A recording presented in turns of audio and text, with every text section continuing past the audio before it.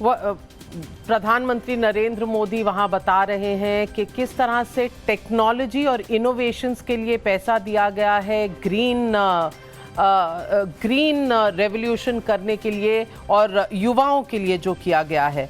अमिताभ कांत जी हमारे साथ बने हुए हैं और अमिताभ कांत जी, सवाल ये है कि अच्छी चीजें हुई हैं बजट में, लेकिन सवाल लोगों के मन में अब भी यही है, टैक्स का क्या, मध्य इनकम ग्रुप का क्या, नौकरियों का क्या, क्योंकि प्राइवेट इन्वेस्टमेंट उतनी नहीं आई जितनी एक्सपेक्टेड थी और जॉब्स पर अभी भी प्रेशर है। इसका आप क्या जवाब देंगे? तो नविका जी, जैसे कि पिछले बजट्स में आपने देखा था कि जब प्राइवेट सेक्टर इन्वेस्टमेंट नहीं आ रहा था तो गवर्नमेंट ने अपना इन्वेस्टमेंट बढ़ाया। वो 2013-14 में 1% था, वो 3.3% कैपिटल एक्सपेंडिचर ले गया। इसीलिए करीब 88,000 किलोमीटर सड़कें बनी, ट्रेन्स बनी, हमारे यहाँ हाई स्पीड बना, मेट्रोज बनी, क्योंकि गवर्नमेंट ने अपना एक्सपेंडिचर बढ़ाया। पर अब private sector investment kick in हो गया है, और क्योंकि private sector investment kick in हो गया है तो गवर्नमेंट को अपना कैपेक्स एक्सपेंडिचर गवर्नमेंट ने अभी भी 3.3 से 3.4 बढ़ाया, पर फिस्कल डेफिसिट कम किया। जब फिस्कल डेफिसिट कम करता है मतलब गवर्नमेंट अब कम बोरो करेगा मार्केट से, और इसका मतलब है रेट ऑफ इंटरेस्ट गिरेंगे, और इसका मतलब है बैंक्स के रेट्स भी गिरेंगे। तो प्राइवेट सेक्टर को लेंडिंग कम रेट पर मिलेगी और भारत में इंफ्रास्ट्रक्चर और इन्वेस्टमेंट के लिए लोन्स कम रेट पर मिल पाएंगे और इंडियन इकोनॉमी को किक ऑफ मिलेगा प्राइवेट सेक्टर से। तो जो लक्ष्य ये है कि आप मैक्रो इकोनॉमिक फंडामेंटल्स ऐसे ले जाइए कि जब जरूरत थी तो सरकार ने खर्च किया, अब जरूरत है प्राइवेट सेक्टर आगे बढ़े, और इसीलिए गवर्नमेंट ये 1 लाख करोड़ R&D लाया प्राइवेट सेक्टर के लिए। गवर्नमेंट इस बजट से ये दिखाता है कि गवर्नमेंट, भारत सरकार ने बहुत रिफॉर्म्स किए। अब जो रिफॉर्म्स आने हैं स्टेट्स को लाने हैं, तो 75 माइलस्टोन बेस 75,000 करोड़ रखे गए हैं कि जो जो रिफॉर्म्स लाएगा उसके लिए 75,000 करोड़ इंफ्रास्ट्रक्चर के लिए दिए जाएंगे।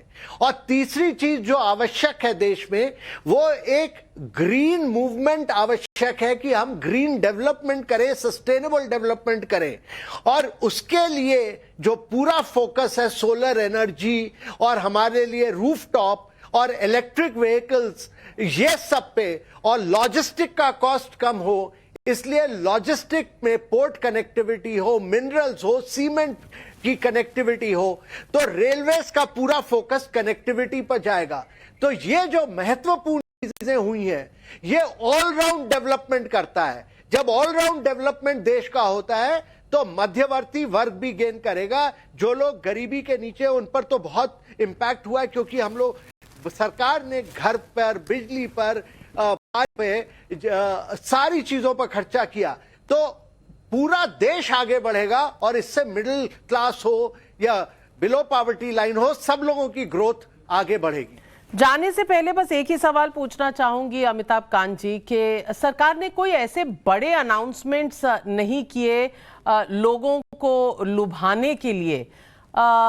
क्या इससे ये दिखता है कि जो टेम्पटेशन थी, जो एक हर किसी को एक लालच होता है कि कुछ वोट बटोर लो लास्ट मिनट में कुछ अनाउंस कर को, उसको रेजिस्ट किया गया है, या कॉन्फिडेंस ही इतना है कि आएगा तो मोदी ही? नहीं, देखिए, सरकार को अपने ऊपर बहुत विश्वास है। ये पॉपुलिस्ट सरकार नहीं है। तीसरी चीज, ये सरकार लॉन्ग टर्म विजन से चल रही है, 2047 की विजन से, अमृतकाल के पीरियड में कैसे भारत की ग्रोथ बढ़ाई जाए।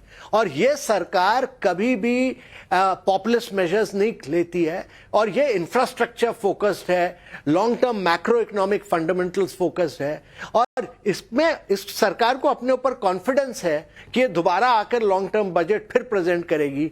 तो ये मेरे विचार से बहुत देश के लिए जरूरी था कि कोई पॉपुलिस्ट मेजर्स ना लिए जाएं, और जिससे कि पूरी इकोनॉमी फिर से बर्बादी की तरफ जाए।